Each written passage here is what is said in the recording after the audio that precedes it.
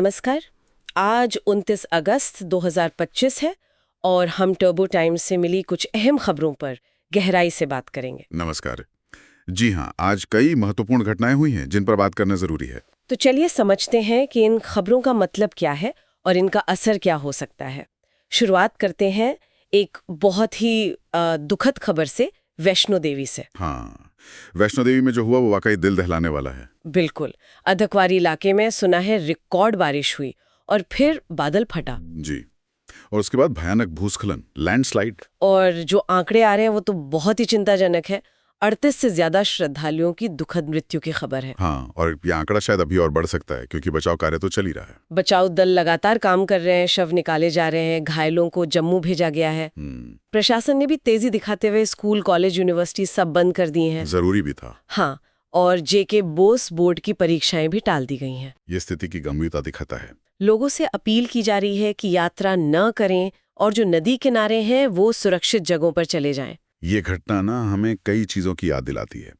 एक तो extreme weather events, मतलब मौसम का भयानक रूप। हाँ, आजकल ये कुछ ज्यादा ही हो रहा है ना। बिल्कुल, खासकर हिमालय जैसे इकोलॉजिकली सेंसिटिव जोन में ये हमें सीधे सीधे जलवायु परिवर्तन के असर की तरफ इशारा करता है। और दूसरा, आप कहते कई चीजें। दूसरा ये कि ऐसे इलाकों में हमारा जो इंफ्रास्ट्रक्चर है, मतलब सड़कें, रास्ते, उनकी मजबूती कितनी है, क्या वो ऐसी आपदा झेलने लायक हैं? सही बात है। और तीसरा, वैष्णो देवी जैसी जगह जहां लाखों लोग आते हैं, वहां भीड़ प्रबंधन, क्राउड मैनेजमेंट और सेफ्टी का क्या इंतजाम है? ये भी एक बड़ा सवाल है। हाँ, तो मतलब हमें सिर्फ रेस्क्यू पर नहीं बल्कि फोरकास्टिंग, सेफ कंस्ट्रक्शन और आपदा से पहले की तैयारी, उस पर बहुत ज्यादा ध्यान देना होगा। बिल्कुल सही। और मौसम की ऐसी ही मार थोड़ी अलग तरह से राजधानी दिल्ली में भी देखने को मिल रही है। हाँ, दिल्ली में यमुना उफान पर है। यमुना का पानी खतरे के निशान, वो जो 205.33 मीटर है, उसे पार कर गया है। ये तो दिल्ली के लिए हर साल की चिंता बन जाती है मॉनसून में। हाँ, और नतीजा वही, यमुना किनारे जो सैकड़ों परिवार बसे हैं, उन्हें अब सुरक्षित जगहों पर भेजा जा रहा है। किस किस इलाके में ज्यादा असर है? खबरों के मुताबिक इंद्रप्रस्थ, मजनू का टीला, कश्मीरी गेट, वजीराबाद, इन सब इलाकों में राहत और बचाव का काम शुरू हो गया है। फ्लड कंट्रोल रूम वगैरह भी एक्टिवेट हो गए होंगे। हाँ बिल्कुल, फ्लड कंट्रोल रूम और हेल्पलाइन नंबर भी जारी कर दिए गए हैं। देखिए, दिल्ली में यमुना में बाढ़ आना ये दिखाता है कि नदी के किनारे, मतलब फ्लड प्लेन में अनियोजित बसावट कितनी ज्यादा है। हाँ, वो अतिक्रमण की समस्या तो है ही। बिल्कुल, और जैसे ही ऊपर से पानी ज्यादा आता है, हरियाणा से या पहाड़ों से, दिल्ली के निचले इलाके डूब जाते हैं। और सबसे ज्यादा परेशानी उन्हीं को होती है जो सबसे कमजोर हैं, जो झुग्गियों में, कच्ची बस्तियों में, नदी किनारे रहते हैं। ये फिर वही पैटर्न है, मौसम बदल रहा है, शहर पर बोझ बढ़ रहा है। तो समाधान क्या हो? सिर्फ हर साल लोगों को हटाना? नहीं, वो तो फौरी राहत हुई। लंबे समय के लिए सोचना होगा। बेहतर शहरी नियोजन, मतलब प्रॉपर टाउन प्लानिंग और नदी का मैनेजमेंट, रिवर फ्रंट डेवलपमेंट ऐसा हो जो बाढ़ को भी ध्यान में रखे। ये जरूरी है। अच्छा, विकास की बात हो रही है तो एक और खबर गुजरात से है। कच्छ में? वहां क्या हो रहा है? केंद्र सरकार ने वहां एक नई रेल लाइन को मंजूरी दी है। अच्छा, रेल लाइन? किस लिए? बताया जा रहा है कि इससे कच्छ के जो ऐतिहासिक, सांस्कृतिक और जो नेचुरल स्पॉट्स हैं, वहां तक पहुंचना आसान होगा। कनेक्टिविटी बेहतर होगी। हाँ, और उम्मीद है कि इससे टूरिज्म बढ़ेगा और लोकल लोगों को रोजगार भी मिलेगा। ये तो अच्छी पहल लगती है।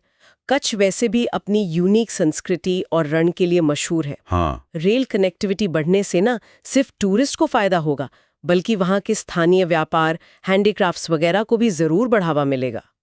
इंफ्रास्ट्रक्चर डेवलपमेंट का यही तो फायदा है। बिल्कुल। और अगर नेशनल लेवल पर देखें तो अर्थव्यवस्था से जुड़ी एक और पॉजिटिव खबर है। वो क्या है? आरबीआई और श्रम मंत्रालय की एक रिपोर्ट आई है।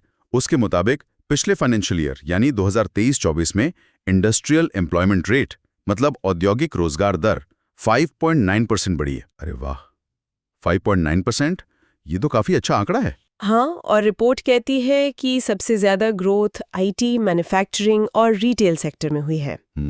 ये तीनों सेक्टर वैसे भी आजकल काफी बूम पर हैं। तो ये इकोनॉमी के लिए एक अच्छी निशानी मानी जा सकती है। हाँ, निश्चित तौर पर 5.9% की ग्रोथ दिखाती है कि या तो ओवरऑल इकोनॉमी में सुधार आ रहा है या फिर ये स्पेसिफिक सेक्टर बहुत तेजी से आगे बढ़ रहे हैं। हो सकता है इसका दिल्ली की ग्रोथ से भी कोई कनेक्शन हो, क्योंकि वहां भी आईटी सर्विस सेक्टर मजबूत है। बिल्कुल हो सकता है, ये इंटरलिंक्ड हो सकता है। पर अब ये देखना होगा कि ये ग्रोथ सस्टेनेबल है या नहीं, मतलब आगे भी बनी रहती है या नहीं, और क्या इसका फायदा दूसरे सेक्टर्स तक भी पहुंचता है? सही कहा। चलिए अब जरा मूड बदलते और कुछ अलग तरह की खबरों पर आते हैं। शासन, सुरक्षा, सामाजिक मुद्दे। ठीक है। बिहार से एक बड़ी अजीब खबर आई है। एक गांव में। बिहार से क्या हुआ वहाँ? खबर के मुताबिक वहां राहत पैकेज मिलने में देरी हो रही थी और सड़क भी खराब थी। इससे नाराज होकर सैकड़ों गांव वालों ने राज्य के ग्रामीण विकास मंत्री को ही दौड़ा लिया, करीब 1 किलोमीटर तक। क्या कह रही है, मंत्री को दौड़ा लिया? हाँ, खबर तो यही कह रही है। बाद में प्रशासन ने बीच बचाव किया और लोगों की प्रॉब्लम सॉल्व करने का वादा किया। बाप रे, ये घटना तो मतलब बहुत कुछ बताती है। क्या बताती है? ये दिखाती है कि सरकारी वादों और जमीनी हकीकत के बीच कितना बड़ा गैप हो सकता है। और जब लोगों का सब्र टूटता है, जब उन्हें लगता है उनकी सुनवाई नहीं हो रही, तो गुस्सा इस तरह भी निकल सकता है। हाँ, निराशा दिखती है इसमें। बिल्कुल, ये सीधे सीधे गवर्नेंस और अकाउंटेबिलिटी पर सवाल है। प्रशासन और चुने हुए नुमाइंदों की जवाबदेही। ये घटनाएं एक तरह से सिस्टम के लिए अलार्म होती हैं। ये बात तो है। चलिए अब रक्षा क्षेत्र की एक अहम खबर की तरफ चलते हैं। भारत अपना खुद का मिसाइल डिफेंस सिस्टम बना रहा है। हाँ, सुदर्शन चक्र नाम सुना है मैंने। जी, सुदर्शन चक्र। खबर है कि अगले साल इसका ट्रायल शुरू होने वाला है। ये कैसा सिस्टम होगा, कुछ आइडिया है? बताया जा रहा है कि ये इजराइल के आयरन डोम जैसा मल्टी लेयर सिस्टम होगा, मतलब कई परतों वाली सुरक्षा। अच्छा, आयरन डोम जैसा। हाँ, और इसे डिजाइन किया गया है मिसाइल, ड्रोन और दूसरे हवाई हमलों से हमारे जो स्ट्रैटेजिक ठिकाने हैं, महत्वपूर्ण जगह हैं, उनकी हिफाजत करने के लिए। ये तो बहुत ही महत्वपूर्ण डेवलपमेंट है ना? बिल्कुल।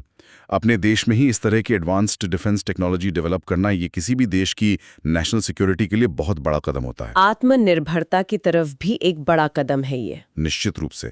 ये आत्मनिर्भर भारत का एक बेहतरीन उदाहरण है। ये न सिर्फ हमारी रक्षा क्षमताओं को बढ़ाएगा, बल्कि हमारी टेक्नोलॉजिकल कैपेबिलिटी को भी दिखाता है। बिल्कुल सही।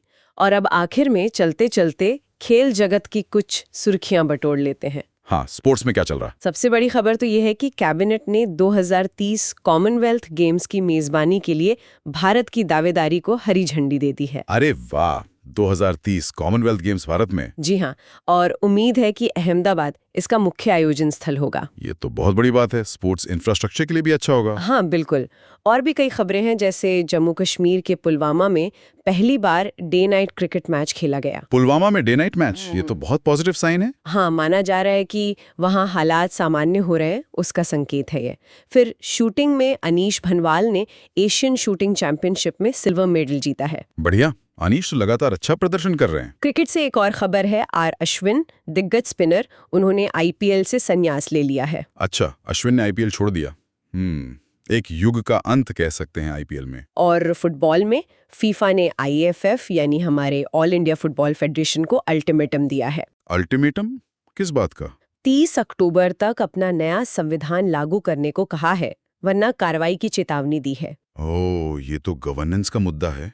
एआईएफएफ में ये मामला पहले भी उठा था। हाँ, तो खेल की दुनिया में भी काफी कुछ चल रहा है। इस गहरी बातचीत के लिए आपका बहुत बहुत धन्यवाद। धन्यवाद।